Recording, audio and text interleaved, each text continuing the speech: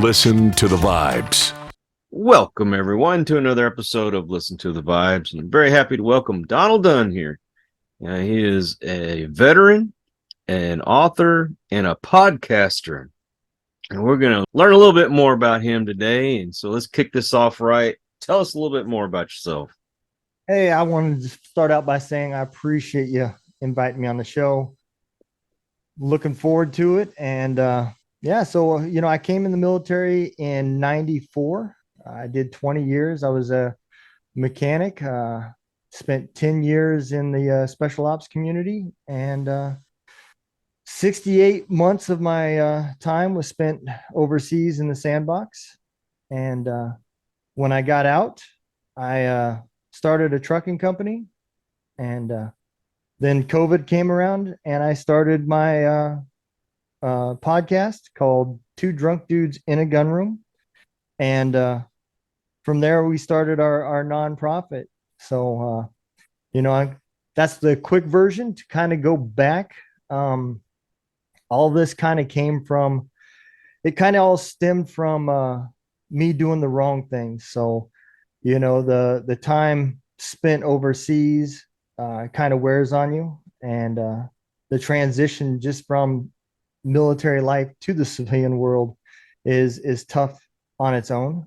And then I followed in the wrong steps and started out putting myself in a truck, driving 11 hours a day, 6 weeks at a time by myself, isolated in truck, putting myself in my head, thinking all the time. And that just put me in a darker spot. And finally, after getting into that dark spot, you finally reach that rock bottom spot where you need help. And finally, I got to that point, and I sought some help. And from there's where the podcasting came about, and I found therapy. From that, I did the same thing that everybody did. I went to the VA, and they put me with a counselor, and it didn't work for me. Anger was always the one emotion that I had in my toolbox, so I dealt with everything with anger.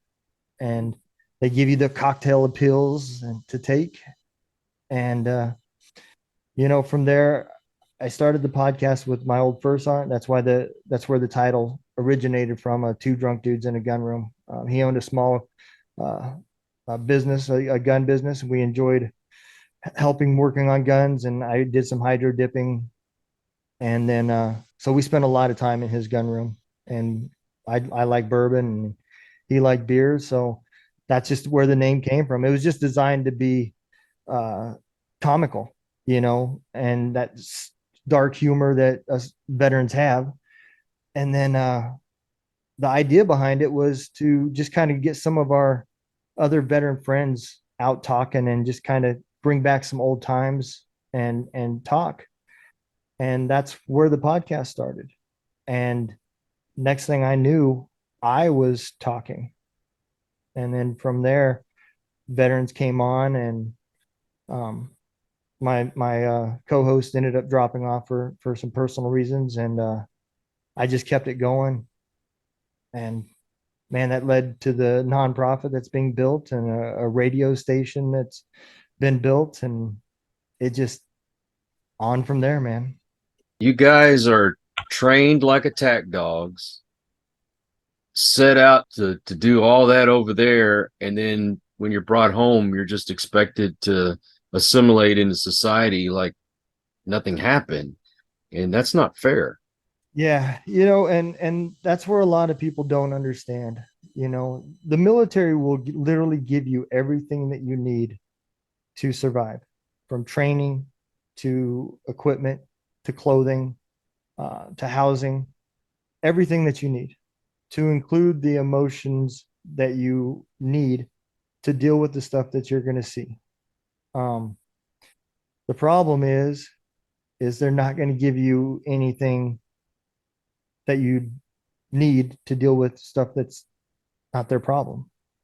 So, like you said, when you come back, the only emotion that you really have to deal with everything is anger.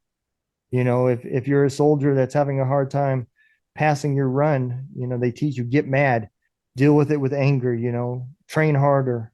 And everything's about getting mad, train harder, use anger, focus on something that pisses you off. And that's what keeps you safe and keeps you fueled and keeps you going when you're deployed. Well, when you come back, that's how you analyze problems and that's how you deal with them. And when you start self-medicating and you start having alcohol in your system or drugs in your system, and you have that one emotion that is your fallback, and it's became hardwired in your brain, and that's the one emotion that you're going to use, you mix those two things and bad stuff happens. It's not coincidence when you go to the VA, the first question that they ask in your little assessment is, are you in any legal trouble? Because that's the most common problem is you've either been arrested, domestic violence, something. Yeah. Well, just and I hate to make this same reference, but if you had a pit bull and you trained it to fight, and then you can't expect it just to be a home pet or Yep. family pet, it's going to bite someone. And how are y'all supposed to deal with that when you come back? And I know there's some good and bad about the VA, and I hear probably more bad than I hear good, Yeah. but they don't know how to handle that. No, and it's not all their fault. You can only do what your budget allows, and you can only you can only staff what you're budgeted, and Hmm. it's not a coincidence that if you talk to somebody and you find out that they had a good experience with the VA, that you'll probably find out that they went to a smaller VA because they have a lot less people that are coming through their doors, so they can get a lot more personal care. Um, the ones that you find the really bad ones, it's when they're going to the major VAs where they're treating tens of thousands of people a day. Mm. Have that time to give you that personal care. It's about quantity, not quality. I got to get you out because there's 1,000 more behind you. Well, and like I said before, I wasn't in the military, but I've gone through some things in my life which caused me to have PTSD. And I know what you mean about being in your own head. It's you think everybody would be a lot better off if you weren't here. Yep. And I mean, you had a purpose when you were there, but they didn't give you a purpose when you came home. Yeah. And when you get out of the military, your identity is stripped from you. Mhm. And that was something that I didn't expect. So when I walked out of the military, I went from being one of the top guys in my little community where I was at to being the bottom guy. Everywhere I went was, well, you're going to be the lowest paid guy. You're going to start out here, and you're just a number. You're a nobody. And I got out in a bad time and a bad place, and I literally created that trucking company in the need of trying to find a job because I couldn't find work. Mm. So I didn't know shit about owning a business. I had PTSD, depression. I had no reason, and I had no. Uh, um, I should not have ever been running a business, you know. So that just created more problems. I had to stress on myself, financial problems that have still been, following me, and it just causes when you finally, you know, get done digging and you finally admit that there's a problem, it just creates that much more time to dig yourself out of it, you know. And unfortunately, us veterans and most people probably ain't just veterans that don't want to take that first step and admit there's a problem. So, when you finally hit rock bottom and somebody looks at you and say, are you done? And you say, well, no, hold my beer. I can go deeper, you know, and you just keep digging because you don't want to admit that I screwed up, because then you have to admit that there's something wrong and that you're broken. And that means I failed as a husband. I failed as a father. I failed as a, guy in my community. And that's where the healing starts, is when you can finally admit I made mistakes.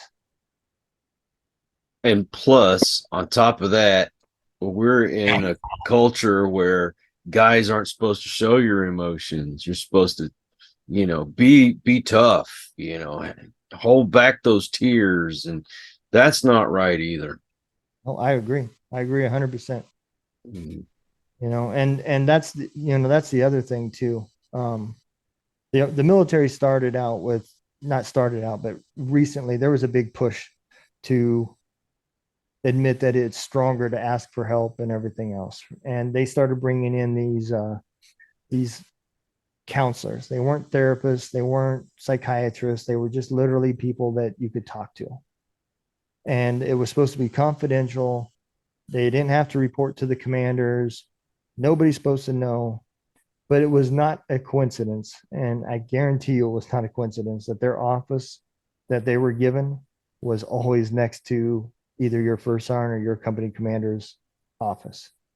So if you went in there, you were seen, somebody seen you, and Mm-hmm. your chain of command knew it.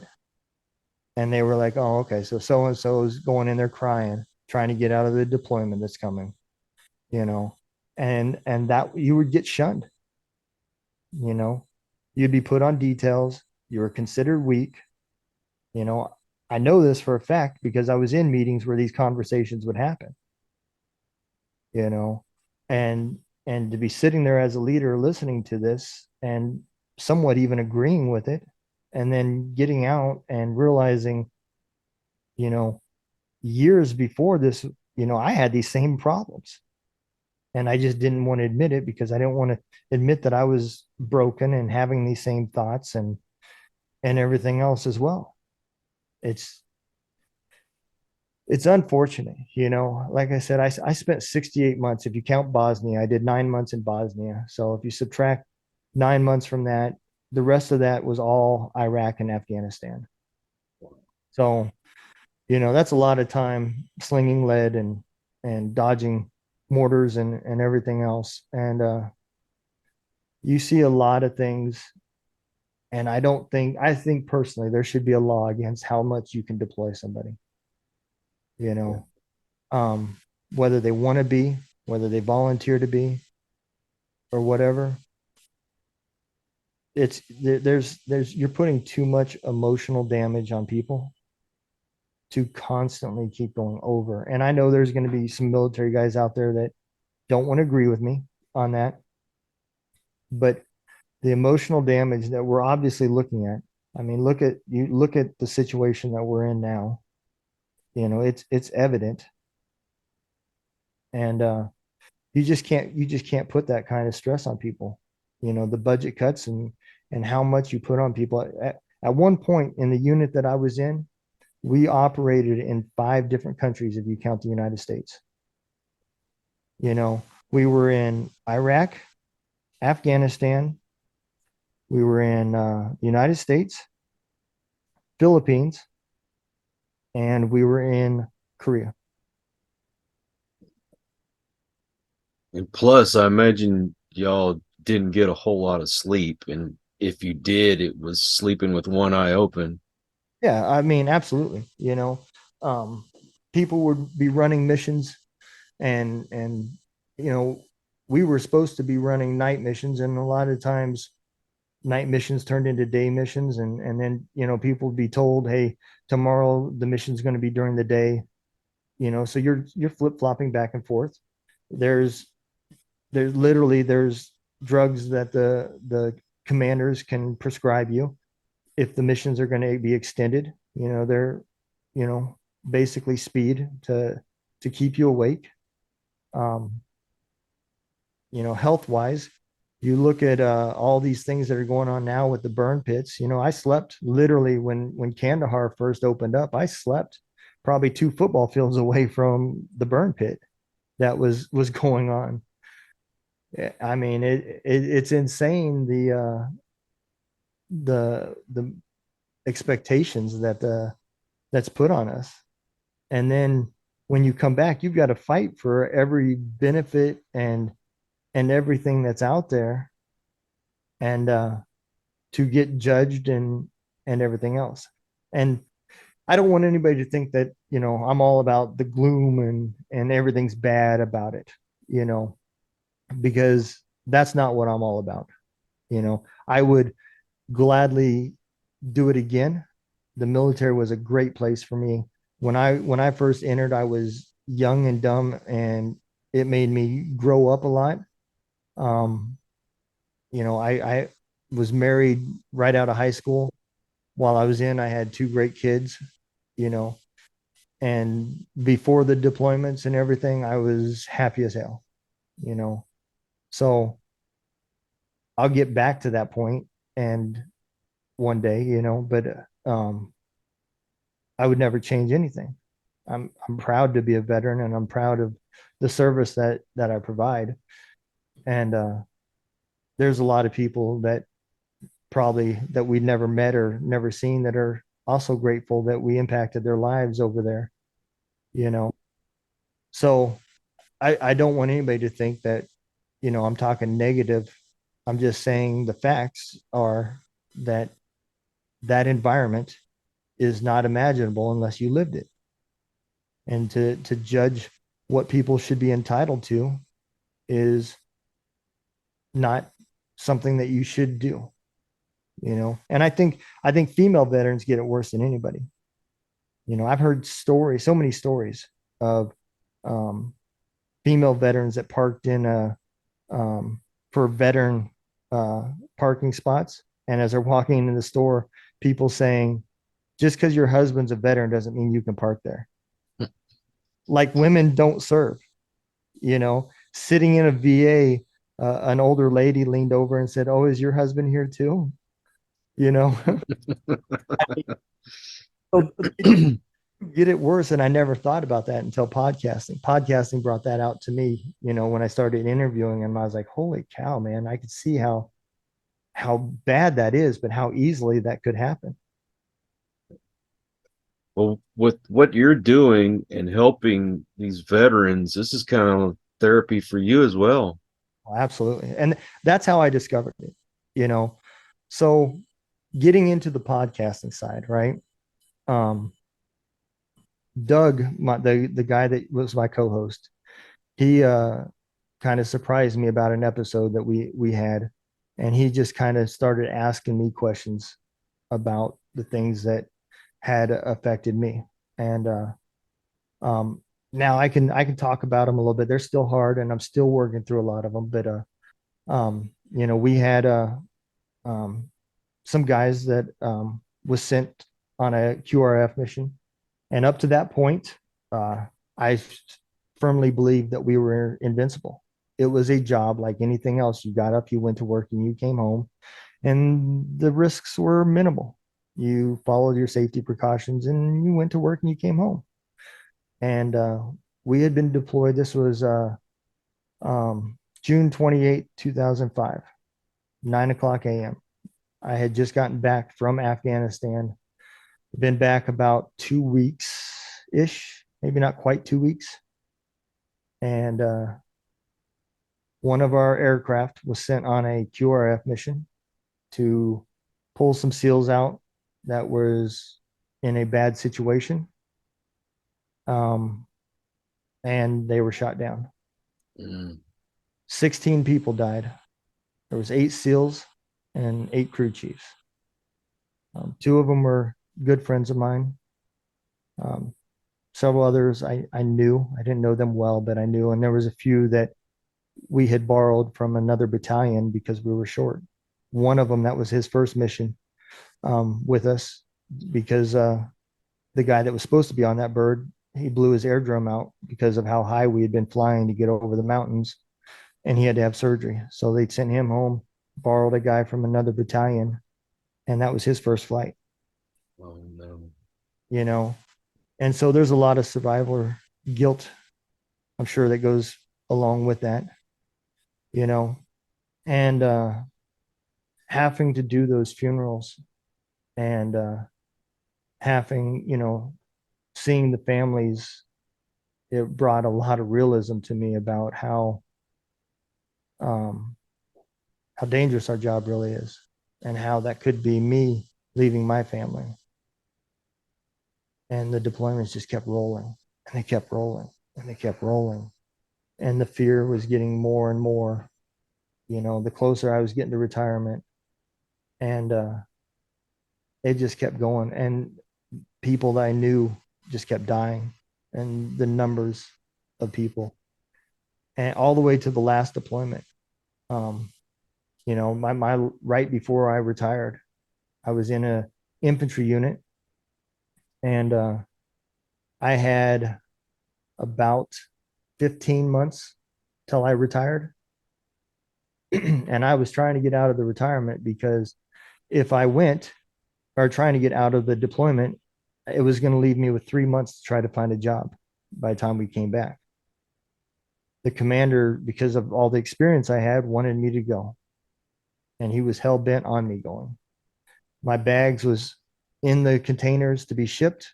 We were 15 days from going, and President Obama had cut the numbers because he wanted to reduce the amount of people in Afghanistan.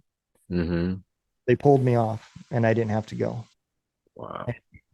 I got left behind, and I still remember this conversation. They put me in charge of the guys that were not going, and I had this brand new private. And I told him, I said, tomorrow I want you to bring your dress uniform in so I can see it. And he looked at me and he goes, so we're going to start that stupid shit already? And I said, what are you talking about? He said, Class A inspections. I said, this ain't an inspection. I want to see that they're correct. So if they're not, I can fix it, because you're going to be wearing this shit quite a bit. I said, because the guys that are going over there are not ready, and you're going to be wearing them at a bunch of funerals. But we lost 9 soldiers, Oh my gosh. because they were young. They'd never been to Afghanistan, and that's a different type of fight. Iraq and Afghanistan are not the same thing, Right. you know. And he realized it. He realized it real quick what I was talking about. And so, podcasting helped me get through those. Before, I never even talked about these things. These are topics I never even talked with my wife about. And so it made it easier. And it also made it to where I realized that in the veteran community, it's not always necessarily the big programs that we need. You don't have to be the guy that's there serving the one-stop shop where you fix the homeless veteran problem, you fix the PTSD problem, you stop the suicide. You know, um, we're kind of like a net. There's holes, but if we work together, we can close those up enough to where we catch and can kind of hold people together. And podcasting for me was that first step to get me talking about it. And then it got me surrounded with like-minded people to where if I did have problems, it put me in connection with a great group called the Warriors Mindset, who's helping me through. It's a group therapy, and it has done wonders for me. Um, I would have never found that had that not been through podcasting. So it has opened up a lot of doors for me. And so the podcast, I started bringing on some of these musicians, and I was not a big music guy. I like to listen, but I couldn't really tell you much about it. And when I started talking to them, by this time I had realized that my show was more for me than it was for anybody else. I didn't care if one person listened or 10,000 people listened. It was about me getting stuff off my chest, or me talking to somebody else and learning something new that interested me. And so these artists came on, and I seen that they had the same problem that I had. They had a story, they had a song or an experience that they were sharing, and it was a way that they were expressing the problems that they had. They were getting their emotions out, but they couldn't get it out to people to hear it. They were getting buried in the algorithms of Spotify, spend 15 years in the military, now you're 46 years old, 45 years old, whatever, when you get out, it's hard to get a label that's going to pay attention to you at that age, because they're looking for the 16, 17-year-old that's got a full long career that they're going to make a bunch of money off of, you know. So unless you got an amazing story, or you're just an amazing, spectacular talent that was, how did you do this in the military and nobody's found you, you know, the odds are kind of like becoming a pro football player, pretty slim. So I came up with this idea. I don't know, call it Facebook spying on me, but I came up with this idea to, why don't I just start a radio station? And then I seen an ad on Facebook that said, start your own radio station for $39.95 a month. So I clicked on it and I signed up for it. And I said, well, hell, I'll just reach out to these guys. They'll give me their music and I'll throw it on the air, and it'll be just a veteran only radio station. And I learned real quick it wasn't that easy. So It's easy in your head. it breathed well. But so after all the red tape and turning it into a business, and getting contracts signed with ASCAP and BMI, and for the copyrights and all that stuff, and getting all the red tape and the legal stuff taken care of, now we're a radio station with artists and everything else. But we play nothing but veterans music and their dependents, and I open it up to the dependents as well, because they get drug around as well. So trying to gig and then you get moved from one base to the next base, it's hard to start a music career that way too. And so I started there. And so then I realized these are projects, they're not really a nonprofit. So I started what's called Heroes Voices Media Foundation. And Gunroom Radio is a project that's for the musicians that's underneath that. We've got what's called Military United Podcast Streams for the podcasters. And then we're building it right now. So it hasn't been released yet. What's called Warrior Words, to help people with getting books and blogs and magazine articles published, whatever the writers are choosing to write about, and help them relate with them. And the idea is to take people that are using media for whatever purposes, right? If it's your dream and you want to be the next Joe Rogan, that's great. But if you're using it to tell your story, that's what I care about. And if you do become the next Joe Rogan, I'm happy for you. But what I tell people is if you're a veteran and you're using this as therapy, and you give up on your dream, that's one thing. But if your dream is actually your therapy, well, that's a tragedy, because I know what's coming next. You're going to go back to isolation. You're going to recess yourself back into depression, because you're not going to go to the VA. We already know that don't work. You're going to give up because what you enjoyed doing didn't help.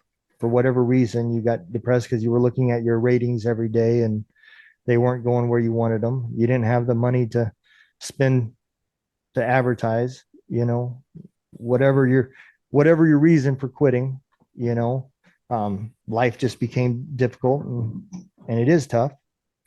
So whatever those things are, our goal is just to help keep you doing what you're doing until we can get you to the point where you're talking to somebody, whether it's another podcaster, somebody, get you coming to live events to get you out of the house and get you surrounded by other warriors that you can talk to, open you up to other 501c nonprofits that have programs to show you that it's not, VA is not the only thing out there, And So, you're an author as well. so I am writing a book. The book is mostly for my kids. So, I talk about the day that you reach rock bottom. That day came for me after the military. I had been driving truck for a few years. I was off medication. I was not doing well. We had a hurricane in Georgia, and I didn't do well being surrounded by a bunch of people. And I went home to be with the family during the hurricane. It was a level 1 hurricane. So we just hunkered down in my house. My son's girlfriend and my son lived in a trailer, her sister, her mother, their kids, my daughter, her kids, their boyfriend. All these people were in my house. And oh, my cousin, my brother, her boy or her husband. I mean, we had just so many people.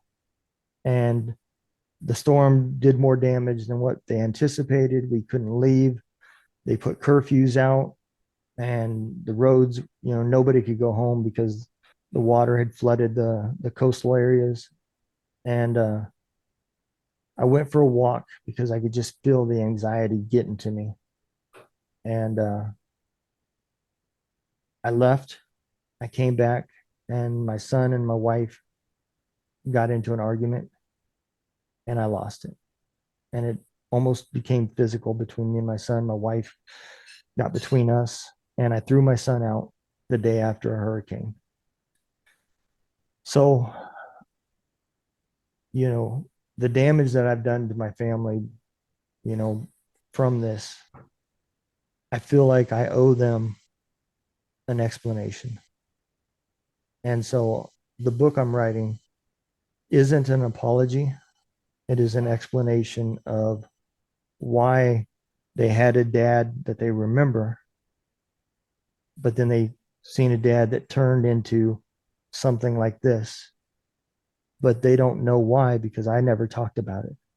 I didn't talk about the things that I seen. I didn't talk about the buildings I lived in where when you did try to sleep, you were throwing rats off you because they were jumping on you, you know, the the mortar rounds that was coming in, the nights that I, you know, didn't sleep because every building to my right had a rocket that went through it. And I was the building that didn't get hit that night, you know, and I didn't sleep because I laid there wondering, why didn't my building get hit? Why was it, luckily nobody was in the rest of those buildings, but I was the last person that worked days. Everybody after me worked nights. And it literally went through the roof of the hooch next to me and took out the rest of the row, you know? So I laid there the rest of the night scared shitless, but I didn't talk about these things. I had, you know, a mortar round that blew up a generator, not, I don't know, 100 feet from me. You know, I was driving a truck and seen a mortar round hit a guy that got up and took off running. These are things that I never talked to them about. I came home smiling like another day at the office, guys, you know, and I seen it, the first time I deployed, my wife hugged me and cried, gave me a kiss in tears. The last time I deployed, she rolled over and gave me a kiss, said, see you in 9 months. It became so normal. Another day at the office. See you later. You know, so they need to know that explanation of what happened and why. My wife didn't sleep for me. She knew things was going on. She didn't sleep with me for 2 years because she was getting elbowed and I was screaming shit in my sleep. And one night she got a knot in her forehead because she got elbowed. And I would ask her, I don't remember the dreams. I knew what they were from, but I didn't, I never told her what they were from. And I'd ask her what I was saying. And she said, all you usually would either mumble something like you're yelling something at a soldier or you would be yelling no. So I would just leave it at that. Mm. But then when you come home to the family, to expect them to understand why you're yelling at them. Why does dad come home, eat dinner, and then spend the rest of the night in the bedroom? And that's literally what I did for the last several years. I felt more comfortable alone in the bedroom. I didn't feel normal around my whole family. I was pushing my family because I wasn't planning on being around much longer. So I was pushing everybody else away. Yeah. Well, do you have a website? So the nonprofit website is being reconstructed. I Mhm. hired a graphic designer, but the radio station website is gunroomradio.com. And that's kind of been our main website until that other one. That other one should be back up tomorrow or the next day. And that will be Heroes Voices Media Foundation .org. Gunroomradio.com is the radio station. You can listen to the music. It's all doesn't require any logins, no emails. No, it's 100% free.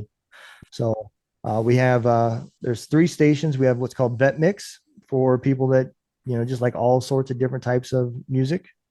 Every song, every artist that we have is listed there. And then we have Simplify Country for their country station. And then we have Ranger Rock Wave for our rock and roll genre. And they're all 3 different stations, just like Sirius XM. You can click on whichever station you want to listen to and just have a good time. Like I said, they're all veterans or veteran dependents. You can go to Military United podcaststreams.com, and that site's still being constructed, but it's up and running.